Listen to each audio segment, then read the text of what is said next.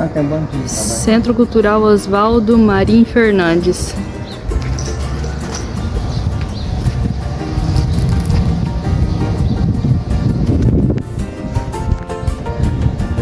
Que é o Museu Histórico de Santos Dumont, né? Aqui tem outra placa aqui.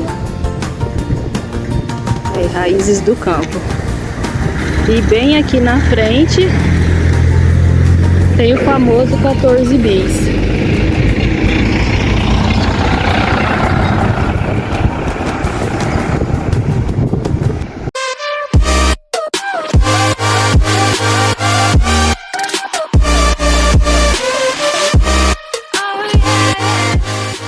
Pode entrar e pode filmar.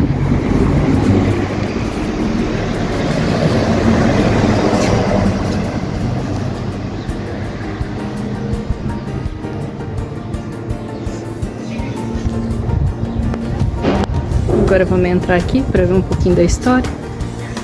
Vem, filha.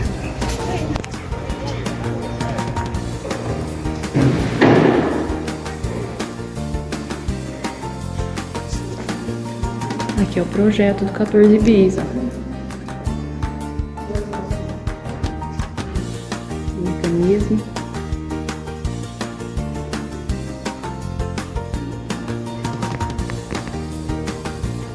Olha que legal. Boa tarde, tudo bem? Boa tarde. A nossa cidade, ela tem origem da fazenda de Henrique Dumont, que é o pai de Santos Dumont, Certo. né? Então, é o pai, a mãe, aquelas duas fotos, né, deles. E depois o outro é o cunhado e a irmã, que depois da morte do pai, ele ficou muito ligado com eles, né? Certo. Então, em 1879, o Henrique Dumont, ele compra a fazenda, a então Fazenda Arindiúva.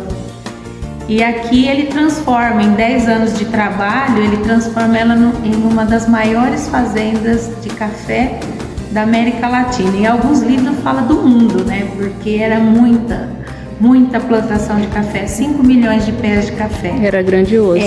Então aqui nós temos a foto dele, essa foto ele tem 21 anos. Os pais dele, ele nasceu em Diamantina, o Henrique. Os pais deles vieram da França, que lá eles já trabalhavam com a extração de pedras preciosas. E eles vieram para Diamantina para trabalhar na extração de pedras preciosas. Ele nasce no Brasil, mas depois os familiares mandam ele para a França para estudar, e ele se forma engenheiro. Certo. E ele volta, ele é convidado para construir uma ferrovia.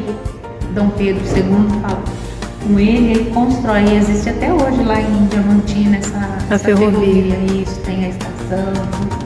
Aí ele se casa, né, com a Francisca, eles têm 7 filhos e ele vem pra cá. Aí ele fica sabendo, né, da fertilidade da terra, daqui, da riqueza que tinha, então ele compra essa fazenda. E ele, como eu disse, né, ele transforma. Aqui ele começa, a foto mesmo, e nós já mandamos até fazer outra, porque foi da umidade. Alguns quadros nós tiramos por conta da umidade. Eles começando a construção, ele constrói uma ferrovia particular dentro da fazenda. Nossa. Aí você vê o tamanho que é. Que Santos Dumont relata no livro dele, Danzler, que é tipo uma autobiografia, que já com 7 anos ele gostava de ficar na parte onde tinha as coisas da mecânica do pai dele. E aos 12 anos ele já tinha permissão para ficar nas locomotivas. E tinha uma ferrovia de 60 milhas. Ele foi criado no meio da engenharia. Traduzindo hoje essa 60 milhas para quilômetro, dava em torno de quase 100 quilômetros. Nossa. Tudo dentro da fazenda. Então a fazenda, o limite, a gente entende que ela ia além do que é hoje o município de Dumont, sabe?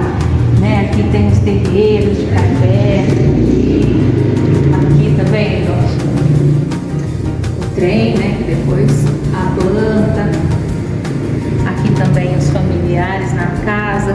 Vocês vieram pela prefeitura ou não? Vim. Ali então ali é a casa, né, da fazenda. fazenda. Sim, foi lá que eu obtive informação para chegar até aqui. Né? Sim.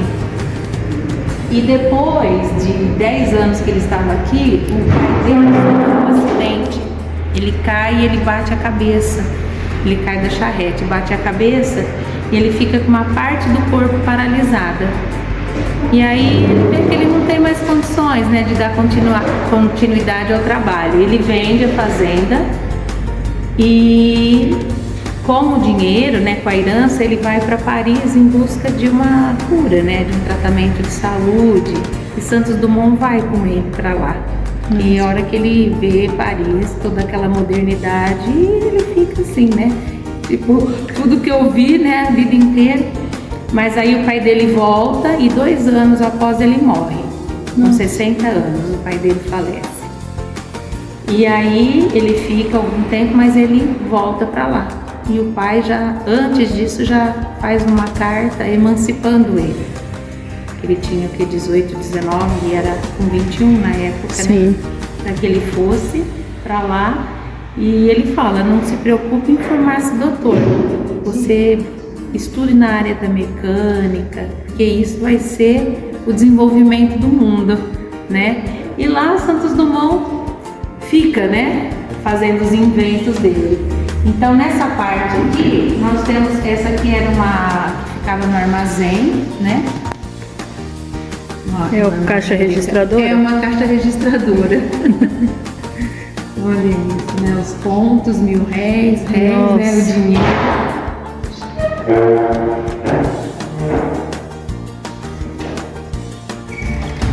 Então, nessa parte a gente colocou as coisas da fazenda. Depois, né, foi assim, recuperando algumas coisas de quem morava. E quando ele vende a fazenda, ele vende para um grupo Melhoramento, depois ele vende para um grupo de ingleses. E eles mantêm o nome de Dumont, por conta que já era muito famoso o café daqui. Então eles continuam, fica Dumont Coffee Company, né? Sim. Companhia de Café Dumont. Era o nome da fazenda que ele deixou. E aí eles continuam até a crise, né, de 29, aquela quebradeira do café, tudo. Aí o que eles fazem? A fazenda teve aquela crise, né, econômica, eles dividem a fazenda, fazem tudo lotes para os próprios colonos que aqui moravam, porque o Henrique trouxe muitos colonos para cá, italianos, portugueses, espanhóis, sabe? E aí eles ficam, cada um fica no sítio que eles trabalhavam, né, nos lugares assim. Então a gente fala que foi uma das primeiras reformas agrárias que aconteceu, né? Sim. Tanto é que Dumont a população era maior na parte rural do que urbana, porque nós temos 60 anos só de emancipação política, pertencia a Ribeirão Preto. Então, às vezes quando eles relatam, eles falam no interior de São Paulo, Ribeirão Preto, que a fazenda estava no limite de município de Ribeirão Preto. E ele foi o primeiro rei do café que teve.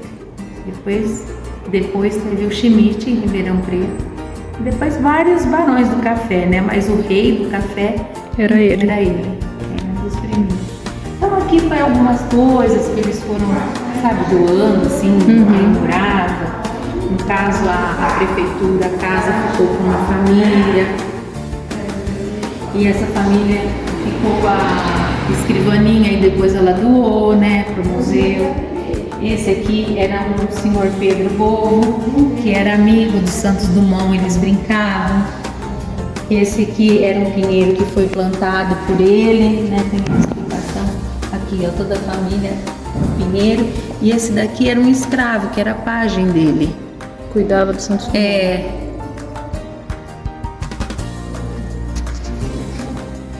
Aqui são algumas coisas antigas também. A gente tem que foi doado pela família, o kit do farmacêutico que tinha. E aqui tinham as colônias, sabe? Aqui nós temos retratados, né, em desenho. Nós temos aqui, mas nós estamos trocando as molduras, porque ficou daquele lado. E aqui choveu, sabe? Então ela ficou... Deu umidade. Então nós estamos trocando agora. Aqui nós já trocamos dessa.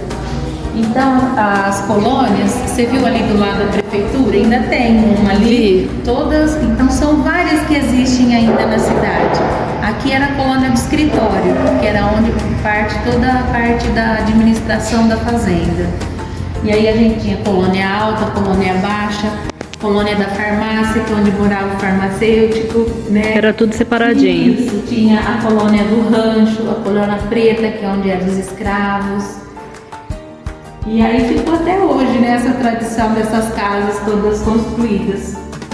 Aqui nós temos a escrivaninha, né, que foi dele, que permaneceu na casa. Esse livro é o Gansler e o que vi e o que veremos. Esse foi escrito por ele, né, mas teve um lançamento de um jornalista, ele relançou os dois livros, mas nós temos o original que fica ali. E onde ele relata, né, toda a história dele aqui na fazenda, o que ele gostava de fazer. Aqui é o 14 bis. É o 14 bis. Aqui é a casa, né, antiga, assim, na época, depois, né, creio que não era na fazenda, porque ela já está bem assim, depois.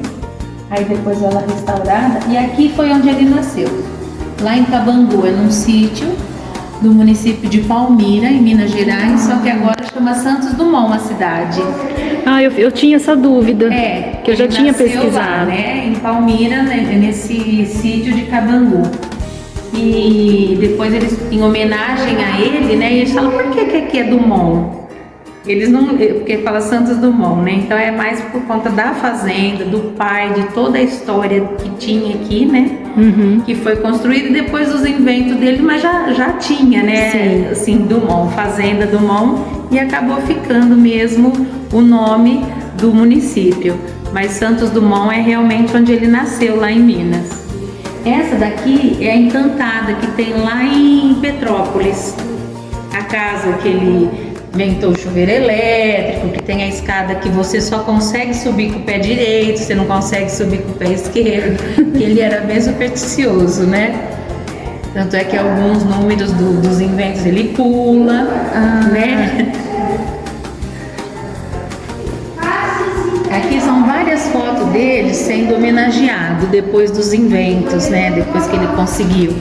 A maioria deles na França, que é aquele monumento, né, do Ícaro. Esse é o número 6, é uma maquete do número 6. Aquele é o balão 1, que foi o único que ele deu nome. Depois todos são números, né? O único que ele deu nome foi o número 1, que foi o Balão Brasil. Essa foto é lá em Cabangu, depois que ele volta para lá nesse lago, e ele também faz um chafariz, sabe? Ele bolou lá o negócio e nesse lago tem um chafariz que foi ele que desenvolveu. E com o número 6, que tem a história, que é onde ele ganha o prêmio Dust, que foi um magnata do petróleo, que falou quem lançou esse desafio, quem conseguisse contornar, se ele conseguisse contornar a Torre Eiffel em determinado tempo. Porque ele desenvolve a digeribilidade, porque os balões nessa alta eles iam sim. E ele conseguiu dar a volta na Torre Eiffel, né? Ele sai do lugar, vai, contorna, volta no tempo determinado. Na primeira vez ele não conseguiu, mas depois ele consegue. E ele recebe um prêmio, sabe? Um valor muito alto. E desse valor, metade fica para ele e para os funcionários, e a outra metade ele vai na casa de penhor e resgata todo o material de trabalho das pessoas que estavam penhoradas. Devolve para cada uma das pessoas poderem trabalhar. Nossa! Ele tem esse lado, né, Santos Dumont, você vê que todos os inventos dele, ele deixou para todo mundo usar. Sim, né? Verdade. Ele foi fazendo as coisas tudo para o bem da humanidade, tudo que ele fazia. E isso, né, abala ele bastante, né? Quando ele vê o rumo que a aviação estava tomando, né, nas guerras. Que não era o que ele queria. Não era o que ele queria, né? Não De era jeito o que ele nenhum. queria. Aqui são fotos dele quando ele vinha para o Brasil, né, sendo homenageado. E ele tem, numa dessas homenagens, aqui ele já está mais, tá vendo, ó, mais velho, né, mais envelhecido, e só ali mais entristecido, né, com o rumo. E aí o que em 32, quando começa a Revolução de 32, aí ele fica mais abatido ainda, porque ele fala, como pode, né, São Paulo, Minas, nós somos todos irmãos. Sim. Ele escreve uma carta para eles, né, assim, os brasileiros, para deixar isso, né, para deixar e acabar com essa guerra. E foi na época, até a carta, nós vamos ver lá que ele faz, e depois, em julho, ele morre, né, lá no Guarujá. Na verdade, ele se suicida, né, ele se mata com um tiro. E estava naquele auge da Revolução. Nesse tempo, quando souberam da morte, em 2 dias eles cessam, mas depois eles continuam. E com isso ele foi enterrado só em dezembro. Nossa. Eu vou mostrar aqui o houve um motor que ele usava nos balões para o pessoal colocar nas costas. Essa aqui tá mais e subia, sabe, para poder esquiar. Ah, sim. Para não precisar, então ligava o motorzinho e subia. Olha a inteligência dele. E depois eles desciam esquiando, né? Aqui são algumas bibliografias, alguns livros, né, que fala da história de aviação, da história dele. Mais algumas coisas. Esse daqui é uma estatueta, né, que é o pássaro brasileiro. Esse também é uma reprodução do Ícaro, né, que todo monumento que vê lá na França eles relacionam. E esse daqui é onde está o coração dele, lá no Museu Aeroespacial. Porque quando ele morreu, estava toda aquela confusão, né, da Revolução.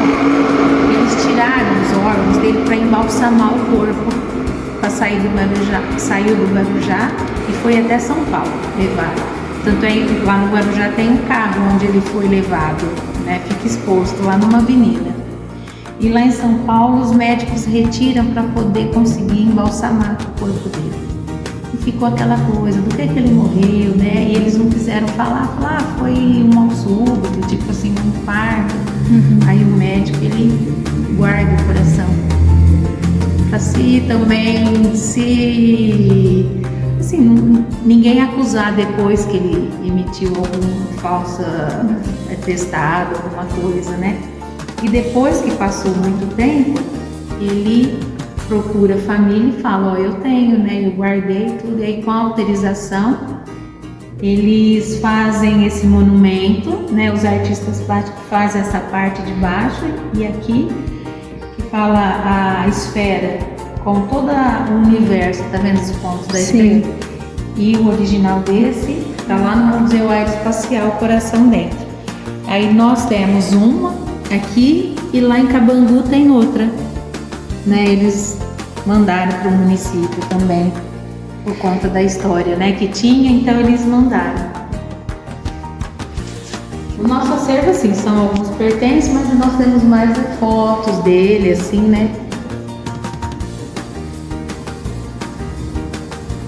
E que nem eu falei, no dia a dia, com os amigos, recebendo as homenagens, o chapéu, né, famoso dele, porque era igual ao dos outros, só que ele colocou no motor ali, a hora que ele desceu, que ele colocou, ele demoleceu. E aí acabou lançando moda e acabou ficando a marca dele, né? Que esse chapéu assim ondulado. Aqui já é o 14 bis, né? Bis porque ele tinha o balão 14. No primeiro experimento ele usou o avião e o balão 14.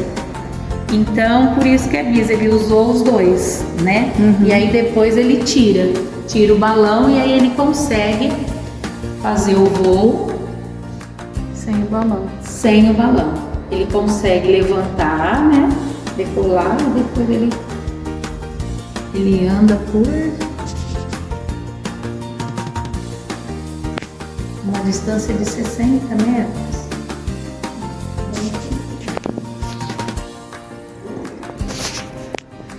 Aqui mostra ele com o automóvel. Ele também gostava muito de carros, tanto é que ele trouxe o primeiro carro, que foi um Peugeot, né? Trouxe da França para o Brasil. O cesto dele ali depois, onde que ele ia tudo pegando de um, aí ele fazia, acontecia um acidente, aí ele pegava uma parte, né, que ele já tinha conseguido, ia reinventando, ia reinventando, né? Aqui também ele, todas as pessoas, tudo, né, sendo homenageado. Não tanto quanto foi na França, né? Lá, sim. Ali ele tá com vários amigos, foi a primeira viagem de carro de São Paulo até Ribeirão Preto. Eles demoraram uma semana. Meu Deus. Uma semana eles demoraram. Oi, boa tarde, tudo bem? Eu. Chegaram. Porque foi muitas aventuras e concertos no carro, né, que foram quebrando. Também uma semana dirigindo, já pensou?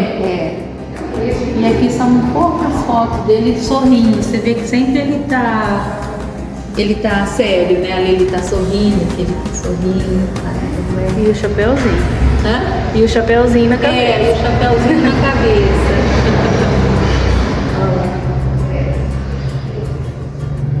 Ele também inventa, né, o sabe, o violão de pulso, porque nos inventos dele ele ficava no bolso.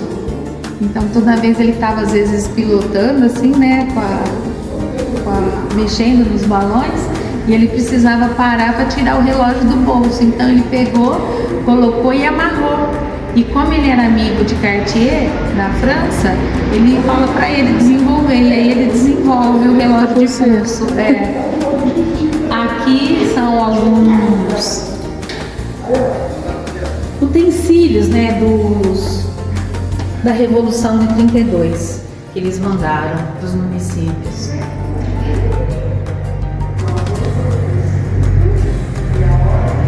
O extintor antigo. Nossa, nada a ver com os de hoje, né? Extintor de incêndio. Imagina. E aqui nós temos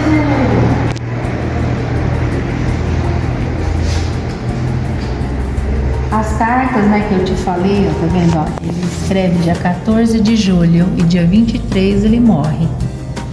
Falando, né, ó, pelos meus conterrâneos, mineiros, moradores nesse estado, para que parem, né? E essa daqui ele escreve para a irmã dele, para Virgínia. Essa já é de Paris, ó, em 1930.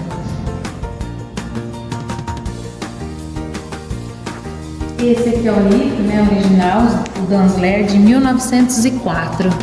Nossa. E esse aqui, 1918. Que ele escreve. E esse jornalista lá de Bauru, ele relança, ele faz um box com esses dois. Ele até lançou aqui em 2010. Todo mundo que vem, nossa, mas não tem para vender, porque ele relata tudo, né?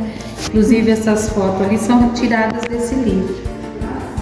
E aqui é um mais recente, que foi a Laurette Godoy, que escreveu, que conta a história dele aqui na nossa cidade, a brincadeira que ele fazia com as crianças, que ele falava, vamos supor, urubu voa, eles falavam voa, gato voa, não voa, e homem voa, aí ele falava homem voa, aí ele fala, não, homem não voa, mas ele falava voa, um dia o homem vai voar, e quando ele voa, consegue voar, ele relembra no livro, ele relata. Ele falava, olha, eu não disse que o homem um dia ia voar? Nas minhas brincadeiras lá na fazenda do meu pai, aí ele fala, onde eu vivi os dias mais felizes da minha vida, eu já falava isso. Eu já sabia. E ele cita o Pedro, que é aquele senhorzinho lá que era amigo dele, que brincava com ele, sabe, dessa brincadeira, que ninguém acreditava, né, e porém, através da persistência dele, ele consegue, né. Todo mundo achava que era um sonho de criança. É, isso. E ele falece com 59 anos. Jovem, né? Jovem. Hoje, né? A minha idade. Bom, pessoal, esse foi mais um vídeo. Espero que tenham gostado. Conhecendo um pouquinho a história de Santos Dumont, pai da aviação. Curte, compartilha, se inscreva no canal se você não for inscrito. E até o próximo vídeo. Fui!